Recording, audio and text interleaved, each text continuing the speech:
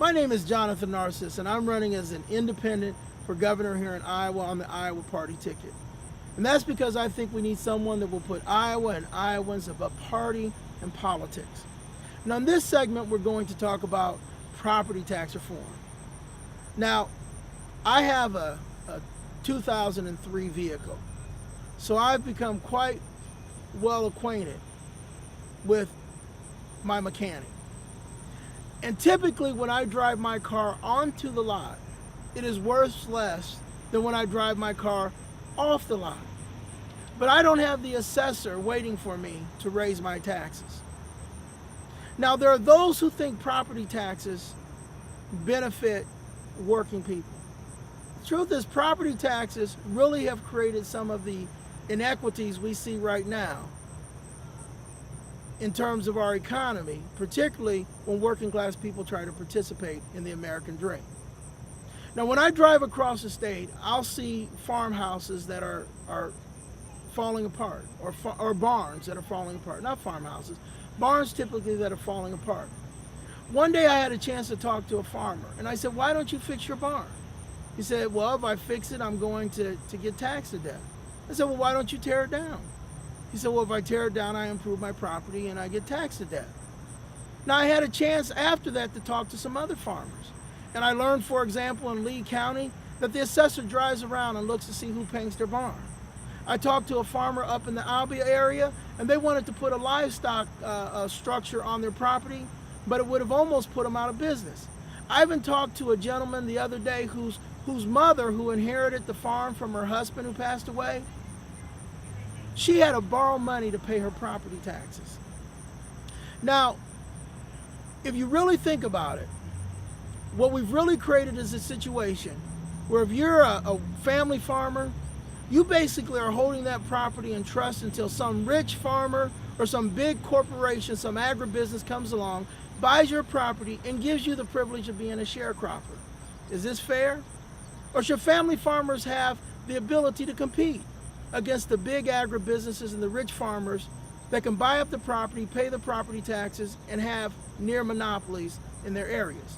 Now, I want to look at another area, and that's residential property taxes. I have an uncle who put a deck on. Now, he decided that he liked living in his inner city residence. He didn't want to have to move to a suburb. He didn't want to have to move to a more prominent area of town. He liked living in the inner city where he had raised his kids. Now, when he built on a deck, because he thought he ought to have a right to have a deck in the inner city, his property taxes tripled. Now, why is it that if you put in windows so that you can be more energy efficient, or you put a deck onto your home, or you finish your basement, that the assessor comes along and takes that money? But I want to look at another area, and that's entrepreneurship. Now, in Des Moines, where I'm from, there's a place called Happy Joe's on Southeast 14th and McKinley, and it's sitting there empty. Now, I used to love Happy Joe's. I'm a chess player. In fact, I won the state chess championship this year, went undefeated. And we used to go to Happy Joe's after a chess tournament, and we'd play chess, and we'd eat ice cream and pizza, and we'd play speed chess. Now, on Southeast 14th and McKinley, the Happy Joe's is sitting empty.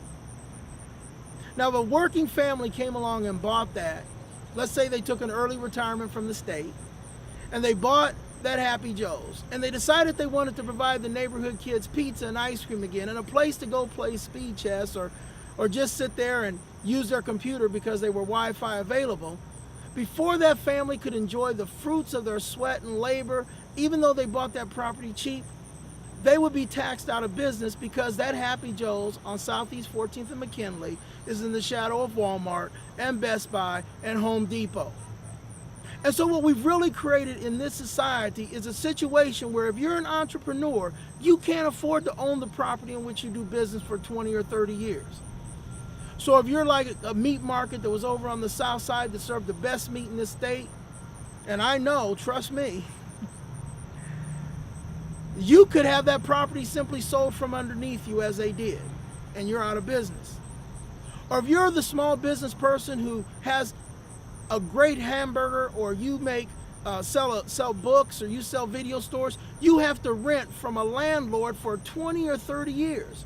And after 20 or 30 years, you've had the privilege of being part of the Better Business Bureau, and you've had the privilege of being part of the local Chamber of Commerce, but at the end of 30 years, you better hope that your Social Security is there, because you probably couldn't build your 401k like you could have if you'd have worked for an insurance company or a private corporation, because you put your money in the family business. So you have to pretty much hope that Social Security is there.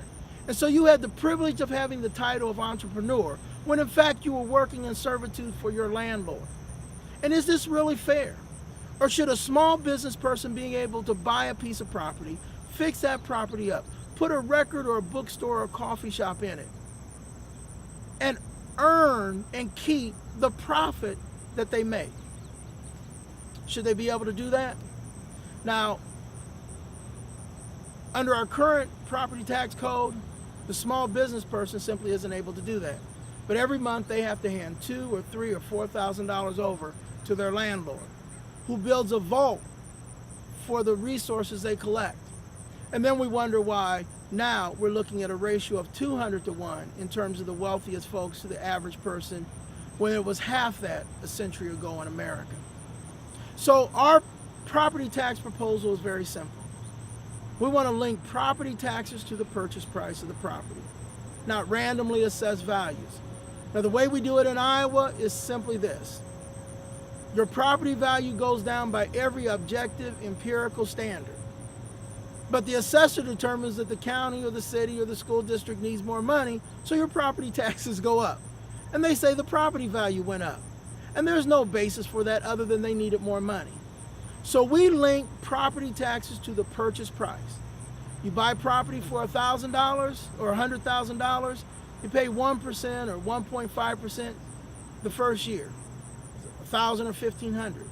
10 years from now, $1,000, $1,500.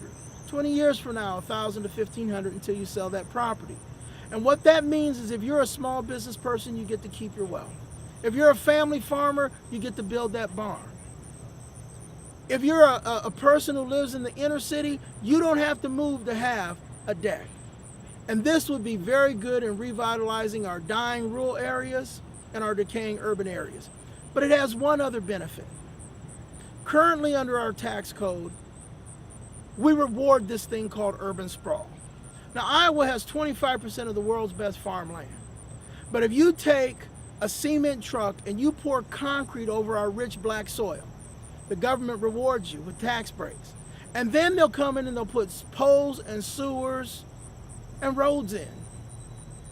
And then every 10 years they encourage you to move and cannibalize the next great piece of farmland.